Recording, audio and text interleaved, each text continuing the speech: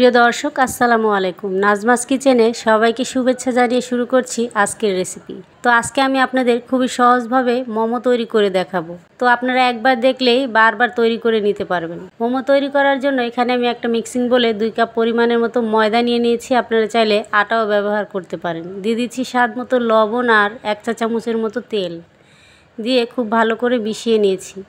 এখন আমি অল্প অল্প করে পানি দিয়ে একটা ডো তৈরি করে নেব। ডোটা জানি বেশি নরম না হয়ে যায়, একটু শক্ত করে নিলেই মোমো তৈরি করতে সুবিধা হবে। তো এই পর্যায়ে আমার ডোটা মাখা হয়ে গেছে। এবার আমি 10 মিনিটের জন্য রেস্টে রেখে দিচ্ছি।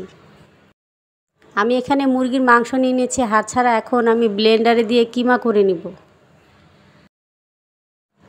তো মাংসটা আমার কিমা হয়ে গেছে। এখানে আমি কিছু গাজর কুচি দিয়ে দিচ্ছি আর কাঁচামরিচ কুচি দিয়ে দিচ্ছি। ঝালটা আপনাদের পছন্দ অনুযায়ী দিয়ে দিবেন। দিয়ে দিচ্ছি আদা রসুন বাটা 1 টেবিল চামচ।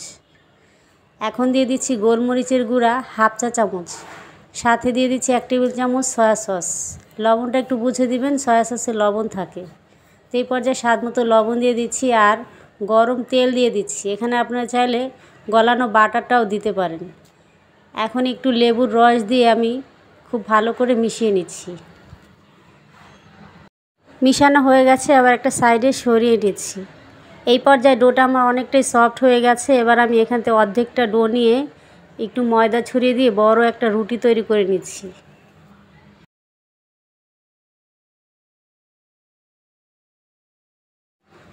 তো এই পর্যায়ে আমার রুটিটা বেলা হয়ে গেছে। আমি মোটাটা আপনাদের দেখিয়ে দিচ্ছি।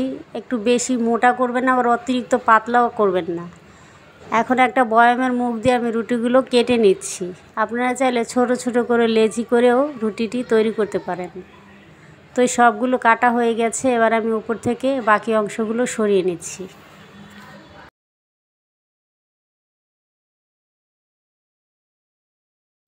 এখন এইখান থেকে একটা রুটি নিয়ে আমি মোমো তৈরি করে নিচ্ছি। একটু আমার হাতের দিকে লক্ষ্য করুন, তাহলেই বুঝতে পারবেন আমি কিভাবে এই জিনিসগুলো তৈরি করে নিচ্ছি। চারপাশ থেকে একটু চিপে চিপে নিয়েছি, এতে করে ফুলটা দেখতে সুন্দর হবে। এখন এখানে আমি মাংসের পুরটা দিয়ে দিচ্ছি।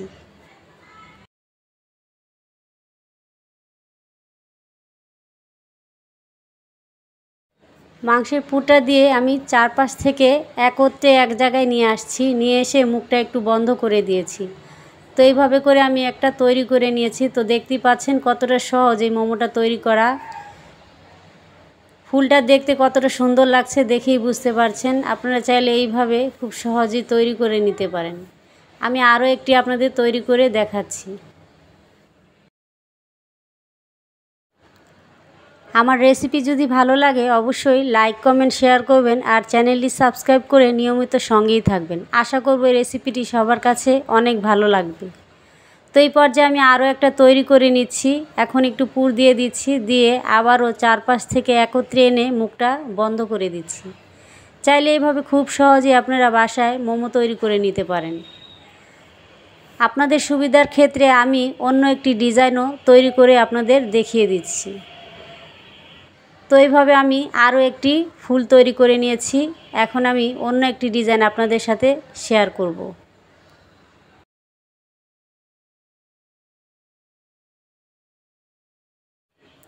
এখন আমি আরও একটি রুটি নিয়ে এখানে আমি মাংসের পুরটা দিয়ে দিচ্ছি। দিয়ে দুই পাশ থেকে একটু চেপে লাগিয়ে দিচ্ছি। একটু লক্ষ্য করলেই দেখতে পারবেন আমি কিভাবে কাজটি করছি।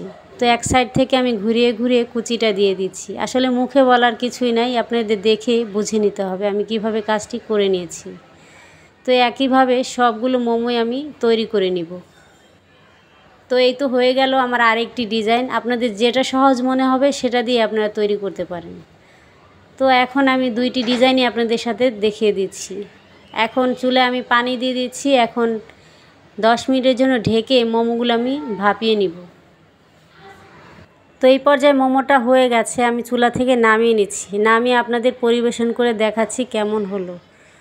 তো আমার আজকের রেসিপি কেমন লেগেছে অবশ্যই কমেন্ট করে জানাবেন। আর সবাইকে অসংখ্য ধন্যবাদ জানাচ্ছি এতক্ষণ ভিডিওটি দেখার জন্য। তো একটা মোমো আপনাদের সাথে শেয়ার করছি, ভিতরটা কত সুন্দরভাবে কুক হয়েছে। আজকে এই পর্যন্তই, আল্লাহ হাফিজ।